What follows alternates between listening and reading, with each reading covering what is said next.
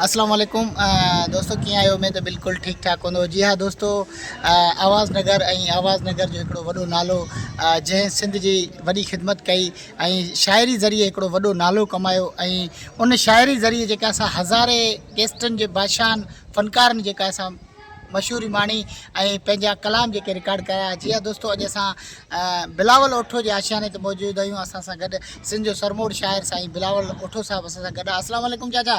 वालेकुम सलाम बाबा, ख़ुशि आहियो, मज़े में ख़ैर? अल्हम्दुलिल्लाह चाचा, अॼु तव्हां सां मिली करे ॾाढी ख़ुशी थी।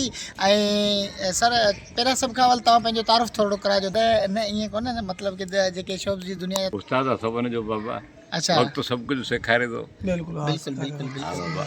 वक़्तु बिल्कुलु बादशाह आहे। चाचा तव्हांखे सिंध जे कहिड़नि कहिड़नि फ़नकारनि ॻायो? तक़रीबन हिकु अधु खे छॾे सभिनि ॻायो आहे, सॼी सिंध ॻायो आहे। माशाल्लाह माशाल्लाह।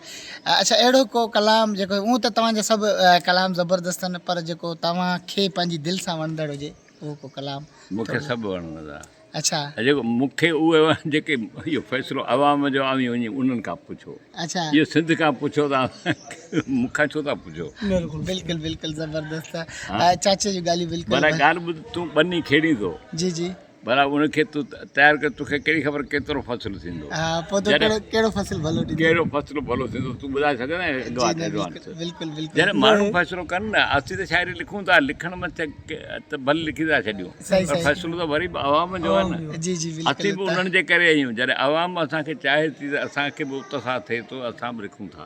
पर जेकॾहिं उन्हनि ॿुधण जॾहिं लिखनि ॿुधणु छॾे ॾिनो त असीं लिखणु छॾे ॾींदासीं।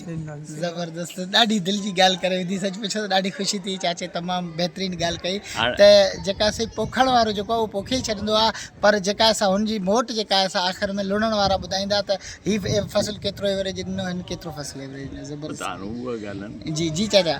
हा, हाणे पहिरीं तूं ॿुधाए भला तूं किथां आयो आहीं, छा नालो अथई? चाचा मुंहिंजो नालो वफ़ा सुमरो लाहौती, मां आयो आहियां सांगड़ खां। ॿ तख़लुस रखिया अथई, हिकिड़ो वफ़ा ॿियो लाहौती। जी चाचा, नालो मुंहिंजो सुमरो ऐं वफ़ा जेका असां दोस्तनि तरफ़ां मिलियो। लाहौती जेको आहे सो नूरानी सरकार ते वेंदो आहे। कास्ट कहिड़ी अथई? बाय कास्ट भील चाचा। अच्छा जी हाँ जी हाँ।